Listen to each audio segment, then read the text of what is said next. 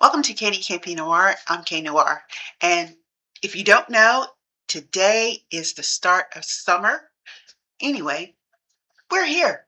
We are outside and I am so excited.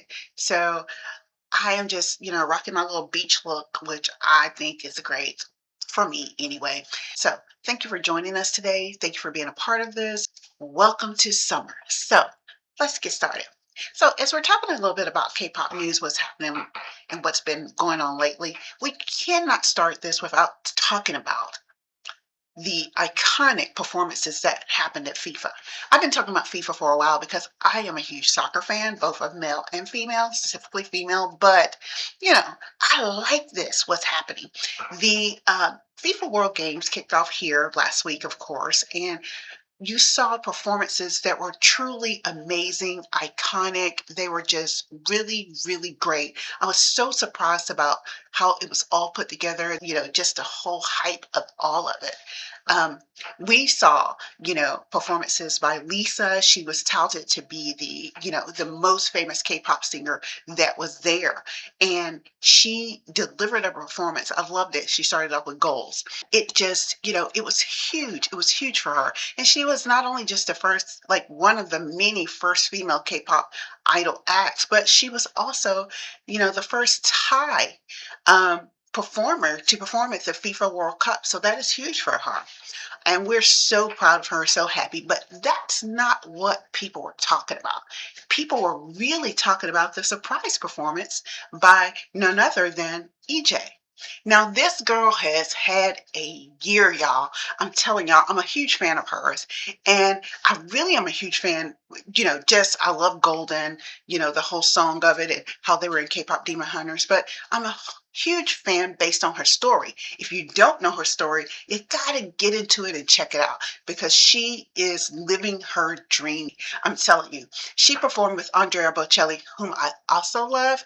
And, I will hear to say, as much as I love K-pop, I'm at Andre Bocelli's concerts when they come to town. So I love this man, period. And she performed with him, and they performed, one of the opening game songs. And she has writing credits on this song along with him, along with Meg Thee Stallion, right? David Guetta is on this one too. This performance was just everything. So well done. She was so elegant and poised in her performance. And Andrea Bocelli is always that way. If you know anything about him, I mean, like, he comes through no matter what. He delivers a just great performance all the time. So people are really talking about that. But they're also talking about who's going to close down the FIFA games. And BTS is the one who's going to close out that those games and that halftime performance. So you have to know that it's going to be epic. They're touted to be on there with Shakira and Madonna, and that's all I can say about it. BTS has been turning out concerts here as they're embarking on their world tour with Erin. And when they were here in the States, they sold out concert dates 3, 4, 5 times, with tickets going as high as $2,000 to $3,000, if not more, in some areas. And people were just in awe of them. They came to the American Music Awards, and it's just like, if you know anything about these guys, I think they're having their year too. I mean, I think I said it before and I mean it. It's the summer of K-pop and you're going to see it. But I think this is also a big year for K-pop, just in general, because you're just seeing so many iconic things happening. And speaking of iconic, these girls said they're iconic by mistake.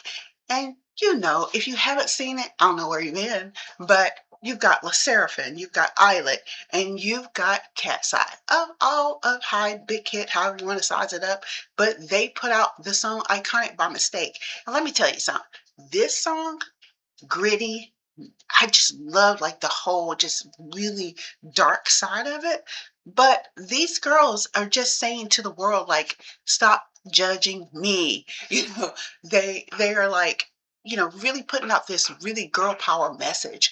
And you see this video and it starts out with a Seraphim and then, goes into Island and then you get the dark side of Katesye, and I mean dark, but it's really good dark. I love that. I love it, and I think that, I think it brings a good message for this time with these girls and this, music and K-pop in general. And I think that you really, really have to like know that K-pop is doing its own thing, whether they're female groups, whether they're male groups, whether they're genderless groups like X-Love, and you just have to really just get on it. If you're going to be with it, get on the train or you're going to be left at the station. That's the way I look at it. Shout out to New York Knicks for winning that championship. 53 years in the making, might I say. So, when you're looking at, everything that is transpiring this summer, you you can make a great decision and decide if you're going to be a K-pop lover, a K-pop fan, just a K-pop enthusiast, really. I think you've got a lot of options here, and you're going to see it because we've got comebacks coming through for a lot of groups. You got BTS, you got Baby Monster. Baby Monster is the youngest group, but let me tell you something about these girls. They deliver every single time, and you can just tell it. These they're just doing what they do, and I love it. And they've got so much stage presence to be so young. So keep an eye out for them this summer as well too. You see like Blackpink, they keep coming up with different things. They're all doing their own things individually, but they drop music here and there, and fans still love it, and they're still supporting them. You see Mama Moo that's coming out doing different things in their concerts. You see G Idol, although some of their U.S. concert dates were canceled, they're still selling out everywhere. It's just one of those things where the girls are ruling it. But I can't leave out the guys that are coming back. Shinee, Big Bang, that are coming back together for their anniversary concerts. I mean, like, you've seen 2 p.m. in Tokyo and different places like that. They're coming back. NCT 127, and Wish, they're all coming back despite Mark's departure. And, with him being under his new label, Upper Room, which caused some controversy, I might add, but hey, it's his.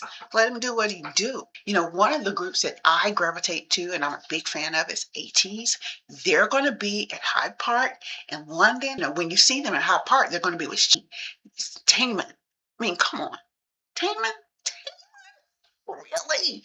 When they want to be with Taemin, they're going to be with Flo. I mean, like ATEEZ is one of those groups that you need to keep your eye on because they're, part of the boys of summer because every summer they come out with something that keeps fans engaged. It keeps fans like inclusivity of the fans a lot. So, congratulations to ATEEZ. And I'm not just saying that because I'm a fan, but I just really, really like this group. So, and another group that I really like is Stray Kids. Stray Kids performed at the Governor's Ball. And let me tell you, they didn't disappoint. People were happy to see them. They were happy they were there. And Stray Kids, they're going to do big things no matter what. These guys come out in their own way and representation in their own way in a positive manner. And I think that that's very important in K-pop today. But, like when you see like P1 Harmony, Boys Next Door, when you see those guys, when you see Rise, I mean, like, rise above anything else that just doing great things, in their music. I mean, like it speaks volumes to what K-pop is in this era.